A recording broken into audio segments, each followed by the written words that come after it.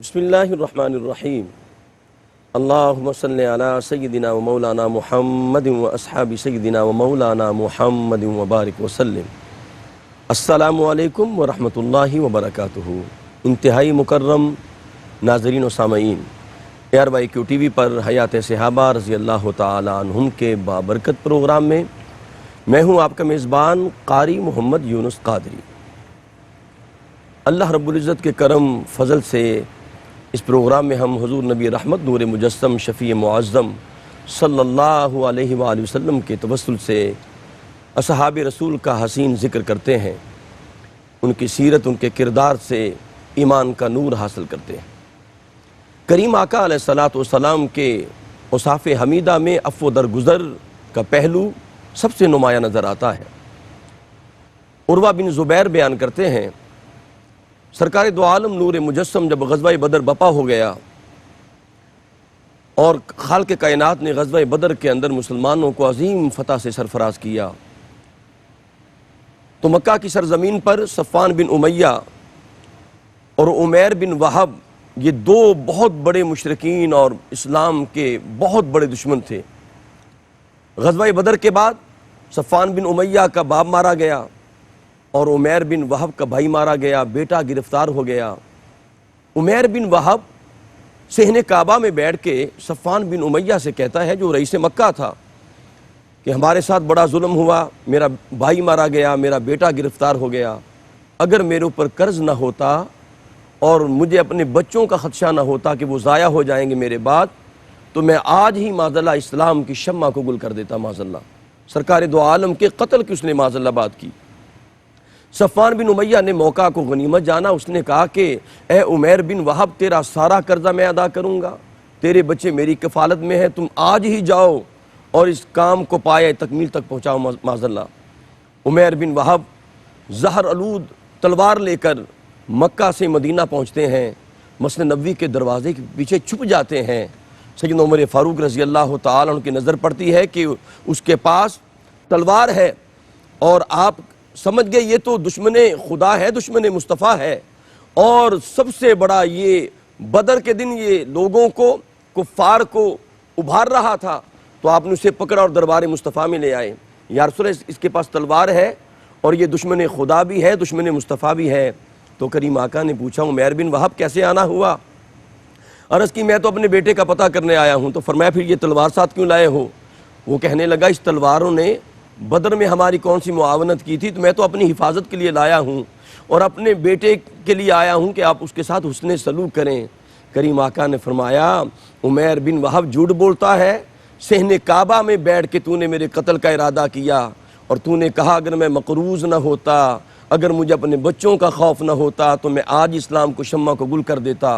استغفر اللہ۔ جب جملہ کریم آقا علیہ السلام نے اس کا جملہ جو تھا اور جو کریم آقا نے بیان کیا، تو عمیر بن وہب کہنے لگے، میں پہلے وحی کا انکار کرتا تھا اور آپ کے علم غیب کا انکار کرتا تھا، یہ بات میرے اور صفوان بن امیہ کے درمیان ہے، کسی اور کو پتہ نہیں ہے۔ جو نبی مدینہ میں بیٹھ کر مکہ کی باتیں سن سکتا ہے وہ جھوٹا نبی نہیں، وہ سچا نبی ہے۔ وہیں کلمہ پڑھ کے مسلمان ہو جاتا ہے اور کریم آقا اس کے بیٹے کو بھی آزاد فرما دیتے ہیں۔ آج ہم جس صحابی کا ذکر کرنے لگے ہیں، ان کے ساتھ بھی ایسا ہی معاملہ ہوا۔ ان کے قتل کا میرے آقا نے اعلان فرما دیا تھا، لیکن دربار مصطفیٰ میں آئے، امان مانگی، میرے آقا نے امان عطا فرما دی۔ وہ عظیم صحابی رسول، تاریخ اسلام کے اندر ان کا نام شاعر دربار رسالت کے حوالے سے پہچانا جاتا ہے۔ حضرت کعب بن زہیر مزنی رضی اللہ تعالیٰ عنہ کریم آقا علیہ السلام کی بارگاہ میں پہلی ملاقات میں جب سرکار دو عالم کی بارگاہ میں اس نے قصیدہ پیش کیا تھا، تو میرے آقا نے اپنے اوپر جو چادر اوڑھی ہوئی تھی وہ چادر اسے عطا فرما دی۔ اسی عظیم صحابی کا ذکر کرنے کے لیے ہمارے ساتھ جلوہ فرما ہے علم و حکمت کا بہت بڑا نام۔ جب وہ گفتگو کرتے ہیں تو علم و حکمت کے دریا بہنے شروع ہو جاتے ہیں۔ حضرت علامہ مولانا مفتی محمد طاہر تبسم قادری صاحب، السلام علیکم ورحمۃ اللہ۔ وعلیکم السلام ورحمۃ اللہ وبرکاتہ۔ حضور قبلہ آپ کو خوش آمدید کہتے ہیں جناب۔ جزاک اللہ۔ حضور قبلہ مفتی صاحب، میں چاہوں گا سب سے پہلے حضرت کعب بن زہیر رضی اللہ تعالیٰ عنہ کا خاندانی جو پس منظر ہے، اور اس حوالے سے میں چاہوں گا کہ آپ کا علمی مقام عرب کے اندر کیا تھا، اس پہ ذرا گفتگو فرمائیے۔ نحمدہ ونصلی ونسلم علی رسولہ الکریم اما بعد فاعوذ باللہ من الشیطان الرجیم بسم اللہ الرحمن الرحیم. بہت شکریہ. مہربانی جی. بڑا خوبصورت انٹرو آپ نے اسی حوالے سے ایک مناسبت اور مماثلت جو بیان کی ہے. جی سر. حضرت سیدنا ابو عقبہ کعب بن زہیر مزنی رضی اللہ تعالی عنہ جہاں نبی مکرم صلی اللہ تعالیٰ علیہ وآلہ وسلم کے جلیل القدر عظیم المرتبت صحابی ہیں، سبحان اللہ. وہیں زمانہ جاہلیت اور زمانہ اسلام کے عظیم ترین شاعر بھی ہیں. اللہ اکبر اللہ اکبر. اچھا، ایک لطف کی بات یہ ہے کہ آپ کا مزار پر انوار UAE کے اندر ہے، العین شہر میں ہے، سبحان اللہ. اور مجھے وہاں حاضری کا شرف نصیب ہوا. اللہ اکبر. اچھا، وہ سیم اسی طرح کی قبر شریف ہے، چند اینٹوں سے ایسے نشاندہی کی گئی جس طرح جنت البقیع کے اندر حضرت سیدنا عثمان غنی رضی اللہ تعالیٰ عنہ. اللہ اکبر. سبحان اچھا، اللہ. میں یہ بات کیوں کیا میں نے، لیکن وہاں جا کی جو کیفیت ہوتی ہے نا، اللہ اکبر. جو روحانیت کا ماحول ہوتا ہے، اور حضرت کعب بن زہیر رضی اللہ تعالیٰ عنہ کا وہ سارا پس منظر بھی اور پیش منظر بھی انسان کے ذہن میں اور لوحے ذہن پر جب وہ ایک نقش کی صورت ابھر کے آتا ہے واہ واہ واہ. تو مشام جان معطر ہو جاتے ہیں. سبحان اللہ. اتنا خوبصورت. سبحان اللہ. اچھا، آپ کا جو تعارف خاندانی پس منظر جو آپ نے سوال کیا، قبیلہ مدر کی شاخ مزینہ سے آپ کا تعلق ہے، ٹھیک. اور آپ کی والدہ کبشہ بنت بشامہ، ان کا تعلق بنو غطفان سے تھا. ٹھیک. آپ کے والد جو تھے زہیر بن ابی سلمہ، وہ زمانہ جاہلیت کے ان شعراء میں ان کا شمار ہوتا تھا جو ضرب المثل تھے، جو اللہ. چاند گینے چنے انگلیوں پہ گنے جا سکتے تھے، ٹھیک. ٹھیک. جن کے قصائد، جن کے مجموعہ کلام 7 معلقات کے نام سے تاریخ میں اللہ اکبر. مشہور ہیں واہ اور واہ. جانے پہچانے جاتے ہیں. ٹھیک. اور لٹریچر، عربی لٹریچر کے حوالے سے وہ آج تک مدارس کے نصاب میں شامل ہیں. اللہ. 7 معلقات، ٹھیک. 7 معلقے، 7 قصائد. اس دور میں چونکہ آپ زمانہ قبل علیہ السلام جو تھا، فنون حرب کے حوالے سے، فنون سپاہ گری کے حوالے سے اور فنون لطیفہ کے حوالے سے وہ اپنی مثال آپ تھا. سبحان اللہ. سبحان. یعنی ان کا بچہ وہ تلوار بازی، نیزہ بازی، تیر اندازی، گھوڑ سواری، شاہ سواری ان کے اندر مہارت رکھتا تھا. اور اسی طرح قادر الکلامی کے حوالے سے، شاعری اور خطابت، اس حوالے سے بھی ان کا بچہ جو ہے وہ جانا پہچانا تھا. ٹھیک. یہ ماحول تھا، واہ واہ. یہ علمی ادبی ماحول. وہ میلے سجتے، بڑے بڑے میلے، جی. اس میں خطابت کے مقابلے ہوتے، شاعری کے مقابلے ہوتے، اس میں اپنے اپنے قصیدے اور کلام پیش کیے جاتے. تو اب جب قصیدہ وہاں اور مجموعہ ہر ایک اپنا پیش کرتا ٹھیک. تو وہ بہت معروف ہو جاتا، اور پھر جو ٹاپ پہ آتا نا اس کو کعبۃ اللہ کی دیواروں کے ساتھ لٹکا دیا جاتا، اللہ اکبر. اور وہ سبحان اللہ. تب تک لٹکا رہتا تھا. یہ زمانہ قبل علیہ السلام کی بات ہے. ٹھیک. تب تک لٹکا رہتا تھا جب تک کہ اس سے برتر کوئی قصیدہ اور معلقہ نہیں آ جاتا تھا. اللہ اکبر. جب کوئی اس سے اعلیٰ درجے کا اور اعلیٰ پائے کا مجموعہ کلام آتا، پھر اس کو اتار دیتے تھے اور وہ لگا دی. اچھا، اس طرح یہ سلسلہ چلتا رہا. 7 مجموعے، 7 قصائد جی. ایسے تھے جب وہ یکے بعد دیگرے وہاں لٹکائے گئے تو پھر ان کا کوئی توڑ نہیں آیا، ٹھیک. ٹھیک. ان سے اوپر کا کوئی کلام نہیں آیا. وہ مدتوں تک وہاں لٹکے رہے، اس لیے ان کو کہا جاتا ہے 7 معلقات، 7 لٹکے ہوئے. ٹھیک. وہ قصائد اور مجموعہ کلام.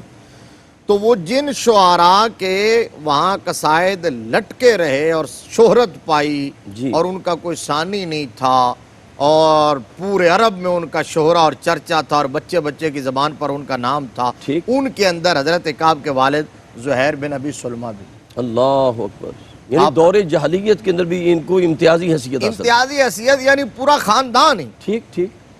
شاعری کے حوالے سے پورا خاندان، یہ خاندان نجد میں آباد تھا، جی جی حضرت نجد میں آباد تھا، اور پورا خاندان اور گھرانہ شعر و شاعری کے حوالے سے ایک ممتاز منفرد مقام رکھتا، جانا پہچانا.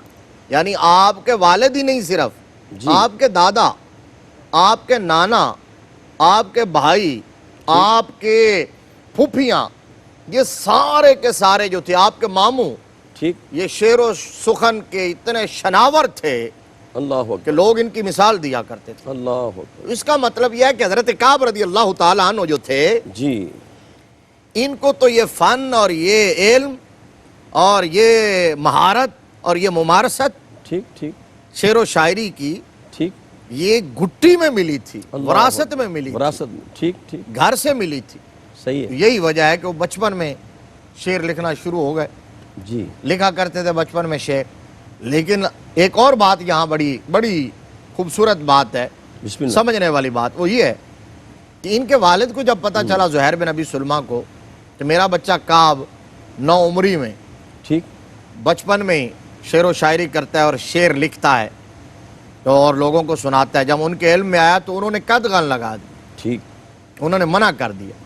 اور منع کیوں کیا؟ اب دیکھیے یہاں ان کا نظریہ یہ تھا کہ ناپختگی کی عمر میں جو شعر لکھے جاتے ہیں ان کے اندر فنی خرابیاں ہوتی ہیں، اللہ اکبر. اور وہ فنی خرابیاں اتنے عظیم خاندان کی شہرت کو داغ کر سکتی ہیں، اللہ داغدار کر سکتی ہیں. واہ واہ واہ واہ. ٹھیک ٹھیک. یعنی آپ دیکھیں کہ جس خاندان کا جس حوالے سے شہرہ ہے نا، جی جی. وہ اپنے اس وقار کا کس طرح تحفظ کرتا ہے. اللہ اکبر. یہ بات ہے. جو پہلوانی کے حوالے سے مشہور ہوں، جی جی. وہ چاہتے ہیں کہ ہمارا ترہ جو ہے وہ اسی طرح بلند رہے. ٹھیک. اسی طرح کوئی خطابت کے حوالے سے خاندان مشہور ہو، صحیح. کوئی سخاوت کے حوالے سے مشہور ہو، کوئی علم و ادب کے حوالے سے مشہور ہو. تو جس کا اچھی صفات کے حوالے سے جو کمال ہو، اور ایک مسلمان اور حضور صلی اللہ علیہ وسلم کے امتی، ان کا سب سے بڑا تعارف کیا ہوگا؟ وہ دین کے حوالے سے تعارف ہوگا، اللہ وہ اخلاق کے حوالے سے تعارف بے ہوگا، شک بے شک. وہ اچھائی کے حوالے سے تعارف ہوگا. تو اس اپنے وقار اور تعارف کو بچانا چاہیے اور اس کا دفاع کرنا چاہیے، اور اس پر جو ہے وہ کوئی بھی داغ نہیں لگنے دینا چاہیے. اپنے بچوں کو اسی انداز میں تربیت کرنی چاہیے. ٹھیک. اب وہ یہ ہوا کہ انہوں نے پابندی لگا دی، لیکن چونکہ ان کی نس نس میں رچ بس چکی تھی شاعری، انہوں نے مشق جاری رکھی. ٹھیک. اچھا، ایک دن اتفاق سے ان کے کچھ اشعار ان کے والد نے زہیر بن ابی سلمہ نے سن لیے. جب سنے نا تو ان کی جدت ادا کو دیکھا اور کلام کی پختگی کو دیکھا تو ششدر رہ گئے. باپ زہیر بن ابی سلمہ اللہ اکبر. 7 شعراء میں سے ایک، ٹھیک ششدر رہ گئے اور اس وقت اجازت دے دی. ٹھیک. کہا کہ یار میں تو کچھ اور ہی سوچتا تھا اور تم تو کچھ اور ہی نکلے. اللہ اکبر. آپ اجازت دے دی. پھر انہوں نے شعر و شاعری باقاعدہ اجازت سے، وہ ان کے استاد بھی تھے، ٹھیک. ان کے والد ان کے استاد بھی استاد تھے، بھی جاری رکھی.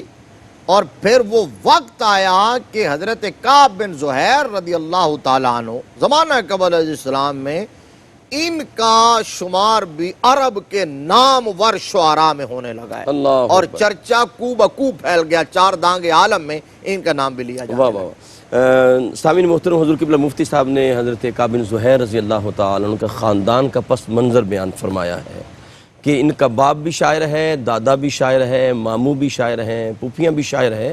یعنی پورا خاندان شعر و سخن سے شناور نظر آتا ہے.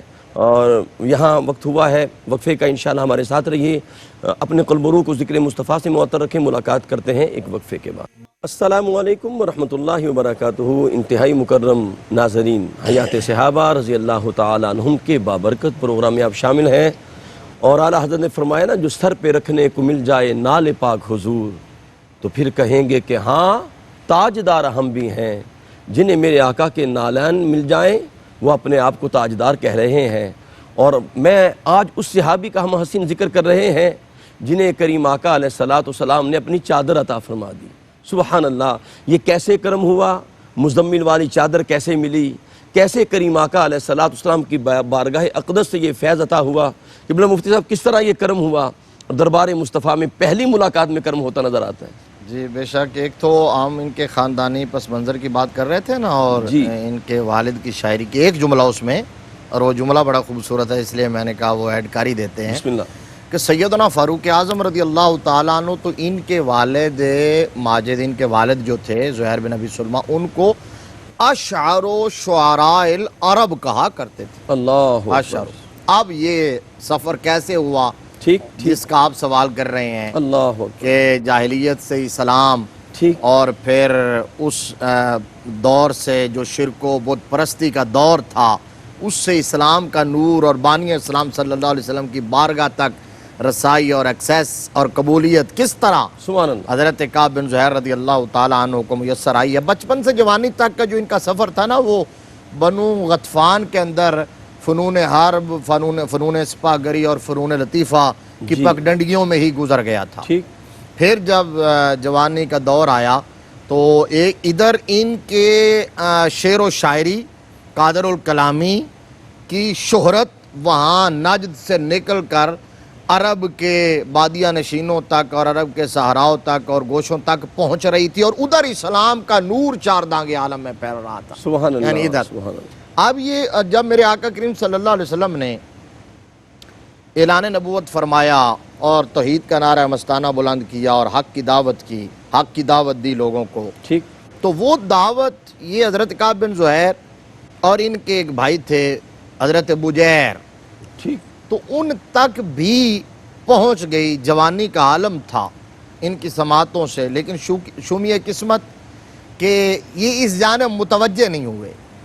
یہ ہم پہلے کئی بار ذکر کرتے ہیں کہ اللہ تبارک و تعالیٰ نے انتخاب کیا ہے براہ راست ان نفوس قدسیہ کا سبحان اللہ. سبحان جن کو میرے مصطفیٰ کریم صلی اللہ علیہ وسلم کی صحابیت کا شرف عطا فرمانا. اللہ. چنے ہوئے انتخاب لوگ کیا ہیں. ہے. واہ اب وہ واہ. چنے ہوئے لوگ تھے. بے شک. اچھا وہ شخصیات بھی چنی ہوئی تھی، اور ان کے آنے کا وقت اور طریقہ یہ بھی طے شدہ تھا، اور ایک کا کہ جس وقت جس نے آنا ہے. ٹھیک تو ہے. یہی تھا کہ وہ وقت گزرتا گیا. جی. ایک دن دونوں بھائی وہاں سے نجد سے چلے، اور وہ بکریوں کا اور اونٹوں کا ریوڑ گلے وہ ساتھ تھے ان کے، اور یہ ابرق العزاف ایک جگہ تھی، وہاں آ کے انہوں نے سٹے کیا، اور جو ہے وہ خیمہ زن ہوئے، وہاں قیام کیا. ٹھیک. اب وہاں جب رکے، یہ مدینہ شریف کے قریب تھی، تو وہاں جب رکے تو وہ جو بھائی تھے حضرت کعب کے، حضرت بجیر، ٹھیک. انہوں نے کہا کہ آپ یہاں رکیں، ان بکریوں بھیڑ بکریوں کی آپ ذرا نگہبانی کریں، حفاظت کریں، ٹھیک. ان کو سنبھالیں. میں ذرا جاتا ہوں یثرب، اور یہ جو صاحب قریش ہیں جن کا آج کل بڑا چرچا اور شہرہ ہے، اللہ اکبر. میں ذرا جا کے کچھ سراغ لگاتا ہوں، پتہ کرتا ہوں کہ ان کی دعوت ہے کیا، ان کا پیغام ہے کیا. اللہ اکبر. آخر انہوں نے جو ان جو ہے وہ معبودان باطلہ جو ہیں، ہم کہہ رہے ہیں نا ان کے، تو اس وقت تو ان جو نسل در نسل معبود چلے آ رہے ہیں، ٹھیک. ٹھیک. ان سے برات اور بیداری کا اعلان کیا ہے، اور اپنی قوم سے ٹکر لی ہے اور ان کے برخلاف چلے ہیں. ٹھیک. تو پھر اپنا آبائی وطن چھوڑ کے یہاں آ گئے ہیں. تو پتہ تو چکلیں کہ ان کی دعوت، ان کی فکر، ان کی تعلیمات ہے کیا. وہ آئے. اچھا نبی مکرم صلی اللہ علیہ وسلم کی بارگاہ میں پہنچے ہیں، تو جس طرح ہوتا تھا سبحان کہ اللہ. جو بھی آیا اللہ پھر جا اکبر. نہ سکا، اللہ. جس نے دیکھا پھر دیکھتا ہی رہ گیا، واہ واہ واہ. نظر ہٹا نہ سکا. سبحان اللہ. پھر اس کے دل سے آواز اٹھی ہے کہ یہ چہرہ کسی جھوٹے کا ہو ہی نہیں ہو ہی نہیں سکتا. سکتا. تو بے وہ شک. آئے اور آقا کریم صلی اللہ علیہ وسلم کی غلامی اختیار کر لی، اسلام قبول کر لیا، اور یہیں رہ گئے. وہ انہوں نے واپس جانا تک گوارا نہیں کیا، اور ان کو بتانا بھی گوارا نہیں کیا. وہ حضرت کعب جو ہے وہ وہیں رکے ہوئے تھے. تو یہ حضور کے غلام بن گئے، صحابی رسول بن گئے. ٹھیک. اب انتظار کرتے کرتے بالآخر کعب بن زہیر جو تھے ان کو خبر مل گئی کہ میرا بھائی تو مسلمان ہو گیا، حضور کا غلام ہو گیا، وہ بھی اپنے دین سے پھر گیا ہے، ٹھیک. اور اسی جو ہے نبی کا کلمہ پڑھ کے اسی صف میں اور اسی زمرے میں شامل ہو گئے جس زمرے میں صدیق اکبر ہے، حضرت عثمان غنی رضی اللہ تعالیٰ عنہ، شیر خدا رضی اللہ تعالیٰ عنہ، اس زمرہ میں شامل ہو گئے. اللہ اکبر. سبحان اللہ. اب کعب بن زہیر کو جب خبر مل چکی تو وہ غصے سے ترملا اٹھے. ان کو بہت زیادہ اس بات پر جلال آیا کہ مجھے بتانا تک اور واپس خبر تک دینا گوارا نہیں کیا. تو کعب بن زہیر قادر الکلام شاعر تو تھے ہی تھے. انہوں نے وہاں ایک حجویہ قصیدہ اور اشعار لکھے جس میں نبی رحمت صلی اللہ علیہ وسلم اور تاجدار صداقت کی حجو کی، آپ کی شان میں بے ادبی کی استغفر اللہ. اور اسلام کی. تو اس کا مطلب یہ ہوا کہ جو کفار تھے جو اس وقت تک مسلمان نہیں تھے، اب انہیں بھی یہ پتا تھا وہ سیدنا صدیق اکبر رضی اللہ تعالیٰ عنہ کی جو خدمات تھیں اللہ اکبر. اور آقا کریم کے ساتھ جو قرب تھا وہ ان کے ہاں بھی مسلم تھا، صحیح، اس لیے تو وہ انہیں بھی ٹارگٹ کیا کرتے بالکل تھے. صحیح. اب وہ اشعار لکھے انہوں نے اور کسی راہی کے ہاتھ وہ قصیدہ بھیج دیا. وہ حضرت بجیر تک پہنچا.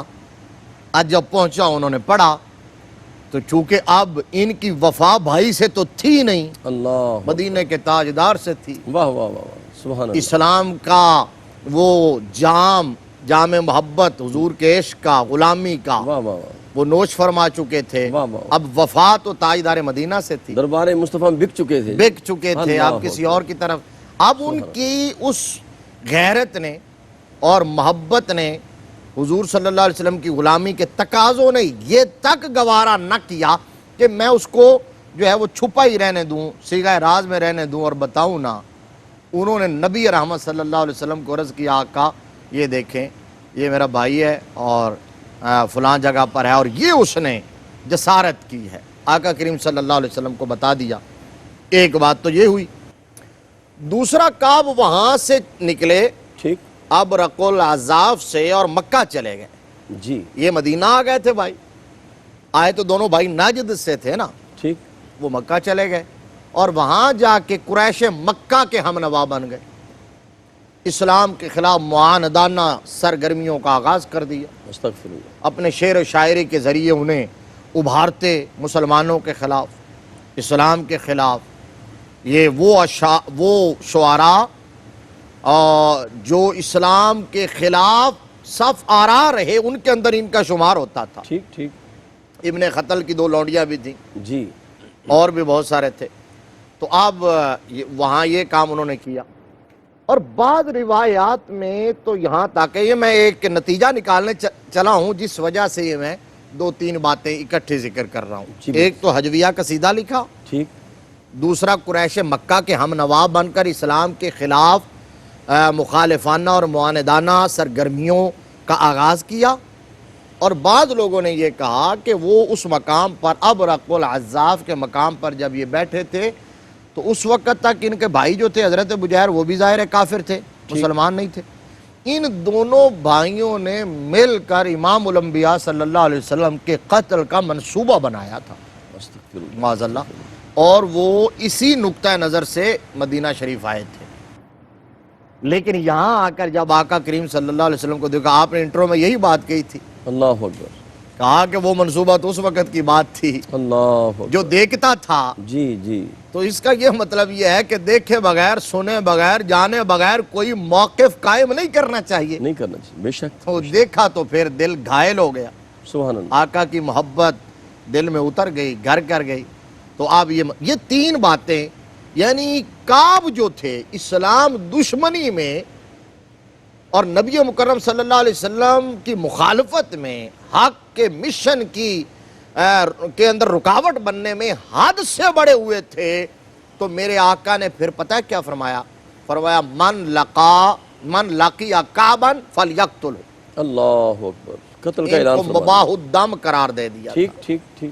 فرمایا جو کعب کو پائے تو اسے قتل قتل کر کر دے. دے، قتل کر دے. ٹھیک. یہ ہے چونکہ یہ غداری کر رہے تھے، چونکہ یہ بہت زیادہ مخالفت کر رہے تھے، اسلام کو نقصان پہنچا رہے تھے، مشن نبوت اور مشن رسالت کے اندر رکاوٹیں ڈال رہے تھے اور لوگوں کو ورغلا رہے تھے، اس لیے آقا کریم صلی اللہ علیہ وسلم نے انہیں واجب القتل اور مباح الدم قرار دے دیا. ٹھیک ٹھیک. من لقی کعبا فلیقتل. جی. اب وقت گزرتا رہا. ٹھیک. پھر حضرت بجیر جو تھے وہ حضور کی غلامی میں آ چکے تھے. یہ صلح حدیبیہ کے بعد کی بات ہے جب وہ مسلمان ہوئے 6 ہجری میں. حضرت بجیر جو تھے صلح حدیبیہ کے بعد ہر مارکے میں نبی مکرم صلی اللہ علیہ وآلہ وسلم کی غلامی میں رہے. ٹھیک اور آپ کے غلاموں کی صف میں رہے، آپ کے جانثار سپاہی کے طور پر شامل ہوتے رہے۔ اس کے بعد غزوہ خیبر ہوا، اس کے بعد فتح مکہ ہوا، غزوہ طائف ہوا، ٹھیک۔ تمام کے اندر وہ شامل رہے۔ پھر فتح مکہ کا وقت آیا اور میرے آقا نے عفو عام کا اعلان کیا، سبحان اللہ، لا تثریب علیکم اليوم وانتم الطلقاء کا اللہ، وہ آفاقی اعلان فرمایا۔ سبحان اللہ، اور میرے آقا نے صبح قیامت تک کائنات عالم کے اندر ایک ایسی نظیر قائم کر دی تھی ٹھیک، جس کی کوئی بھی نظیر اور مثال لا نہیں سکے گا، یہ صرف میرے مصطفیٰ کی ذات تھی۔ ٹھیک ہے، وہ عفو عام کا اعلان ہوا نا تو جی۔ حضرت بجیر کے دل میں خیال آیا کہ اب کیوں نہ ہو میں اپنے بھائی کو بھی بلا ہی لوں اللہ کہ اکبر، میرے آقا کے موافی کا دریا جو ہے نا واہ واہ وہ واہ، موجزن ہے، سبحان اللہ، ٹھاٹھے مار رہا ہے۔ واہ واہ واہ، اس دریا اور سمندر سے ایک قطرہ تمہیں بھی مل جائے گا، آ جاؤ۔ ہاں ہاں، مفتی صاحب یہیں سے آپ کی بات کو جوڑیں گے۔ یہاں ناظرین محترم، عفو درگزر کا دریا بہنے لگا ہے، اور خالق کائنات نے بھی فرمایا ہے نا، خذ العفو وأمر بالعرف وأعرض عن الجاہلین، اے حبیب معاف کرنا اختیار کیجئے۔ تو کعب رضی اللہ تعالیٰ عنہ پہ کیسے کرم ہوتا ہے، یہ ایک طویل لسٹ حضور قبلہ مفتی صاحب نے بیان فرمائی ہے، کس طرح اسلام دشمنی میں پیش ہے اور میرے آقا کا کرم پھر کیسے ہوتا ہے۔ ملاقات کرتے ہیں ایک مختصر وقفے کے بعد۔ السلام علیکم ورحمۃ اللہ وبرکاتہ۔ انتہائی مکرم ناظرین و سامعین، حیات صحابہ رضی اللہ تعالیٰ عنہم کے بابرکت پروگرام میں ہم شامل ہیں، اور ہماری خوش بختی ہے عالم اسلام کے عظیم مفتی جناب حضرت علامہ مولانا مفتی محمد طاہر توسل القادری صاحب جلوہ فرما ہیں۔ حضور قبلہ مفتی صاحب نے وقفے سے پہلے بتایا کہ حضرت کعب بن زہیر رضی اللہ تعالیٰ عنہ نے جو اپنے بھائی کی جانب جو اشعار لکھے تھے، اور جن اشعار میں انہوں نے تاجدار صداقت کی بے ادبی کی، سرکار دو عالم صلی اللہ علیہ وسلم کی بے ادبی کی، وہ شعر میں آپ کی نظر کرنا چاہتا ہوں۔ اس نے لکھا تھا کہ سکا کا ابو بکر بکأس رویۃ فآن ہلاک المأمور منہا وعلہ کا، اس نے کہا تھا کہ اے بجیر بھائی، تجھے کون سا جام پلا دیا ہے تاجدار صداقت نے کہ تو اپنے آباء و اجداد کے دین کو بھول گیا اور دار اسلام میں داخل ہو گیا؟ تجھے یہ نبی مکرم نے کیا جام پلا دیا؟ اور نبی کریم کی بارگاہ میں اس نے جو لفظ استعمال کیا تھا وہ از قبیل زم تھا، مامور کہا گیا۔ لیکن قربان جاؤں، جب دربار مصطفیٰ میں آئے تو اس مامور کو کیسے انہوں نے مامون میں تبدیل کیا، یہ بات ہم مفتی صاحب سے سنیں گے تو زیادہ لطف آئے گا۔ جب نبی کی بارگاہ میں کہا کہ میں نے مامور کہا تھا، تائب ہوتا ہوں، آپ مامور نہیں ہیں، آپ مامون ہیں، تو میرے آقا نے فرمایا واللہ مامون، نعم یا رسول اللہ، آپ مامون ہیں۔ تو پھر میرے آقا نے فرمایا تھا اگر تو نے مامون کہا ہے تو میں نے تجھے امن عطا فرما دیا ہے۔ جی قبلہ مفتی صاحب آپ بات شروع کریں وہیں سے۔ جی، تو آپ کے بھائی جو ہے نا، انہوں نے آپ کی طرف خط لکھا ٹھیک طائف سے واپسی کے بعد، ٹھیک اور اس خط میں اسلام کی حقانیت پر اشعار بھی لکھے تھے۔ ٹھیک، آپ وہ خط پہنچا اور ساتھ میں مشورہ بھی دیا کہ میرے آقا کریم صلی اللہ علیہ وسلم نے عفو عام کا اعلان کیا، سبحان اللہ، اور تمہیں پتہ ہی نہیں ہے کہ مصطفیٰ کی رحمتوں کا سمندر کتنا گہرا ہے، اللہ اکبر، کیا کہنے، تمہیں پتہ ہی نہیں ہے میرے آقا کا اخلاق کتنا عظیم ہے، سبحان اللہ، حضور کیسے پیار کرتے ہیں انسانیت سے، واہ واہ واہ واہ، حضور اپنے دشمنوں کو کیسے معاف کرتے ہیں۔ واہ واہ واہ، تم نے جو کچھ سنا تھا غلط سنا تھا، یہاں تو میرے آقا نے اپنے ازلی ابدی بدترین دشمنوں کو بھی معاف کر دیا ہے جنہوں نے مکہ سے نکلنے پر مجبور کیا تھا۔ تو میرا مشورہ یہ واپس آ جاؤ۔ ابن قتل کو کہا، اس نے لکھا کہ صرف ابن قتل کو قتل کیا ہے، باقی وہ اس طرح کے شاعر جو اسلام دشمنی میں حد سے بڑے ہوئے تھے، اس کے اندر ہیرا بن ابی وہب تھا اور ابن زبارہ تھا، ٹھیک، کہا ان کے بھی قتل کا حکم ہوا تھا، وہ بھاگ کے یمن چلے گئے تھے، اور بالآخر ابن زبارہ یمن سے پھر واپس پلٹا جس کے قتل کا حکم میرے آقا دے چکے تھے، اللہ، اس نے آ کے پھر سرنڈر کیا، معافی کی درخواست کی، تو رحمت عالم صلی اللہ علیہ وسلم نے اسے بھی معاف کر دیا، اللہ، تو تم بھی واپس آ جاؤ۔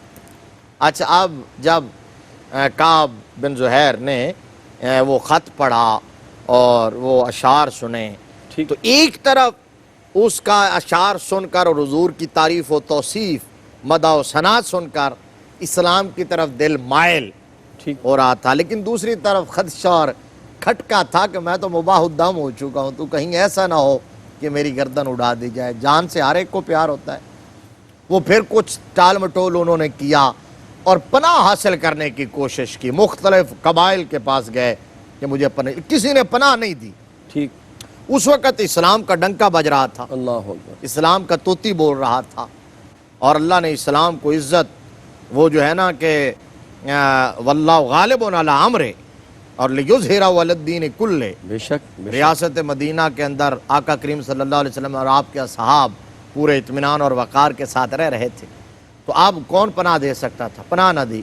تو بالآخر پھر فیصلہ کیا کہ میں دربار رسالت میں آتا ہوں، اور آنے کا جو معاملہ ہے نا، پھر سوچتے لگے، جب مدینہ شریف میں آتے سیدنا صدیق اکبر سے ملاقات کی، کہا مجھے پناہ دے دو، جی، تو کہا جی میں کس کو کیسے پناہ دے سکتا ہوں؟ اللہ فاروق اعظم کو کہا، عثمان غنی کو کہا، مولا علی کو کہا، صاحب نے کہا کہ جس کو آقا کریم صلی اللہ علیہ وسلم مباح الدم قرار دے چکے ہوں، دشمن رسول ہو، ابو بکر، عمر، علی، اسے پناہ کیسے دے سکتے؟ ہاں، شیر خدا رضی اللہ تعالیٰ عنہ نے، حضرت مولا کائنات کرم اللہ وجہہ الکریم نے، واہ واہ واہ، ہاں، سبحان چونکہ اللہ، آپ کیا کہتے ہیں، باب مدینہ العلم تھے، سبحان اللہ، سبحان اللہ، ٹھیک ہے نا، دارالحکمت کے جو ہیں وہ دروازے تھے، اور آقا کریم صلی اللہ علیہ وآلہ وسلم سے علم براہ راست اس طرح لیا تھا جس طرح چڑیا اپنے بچوں کو چوگ دیا کرتی ہے۔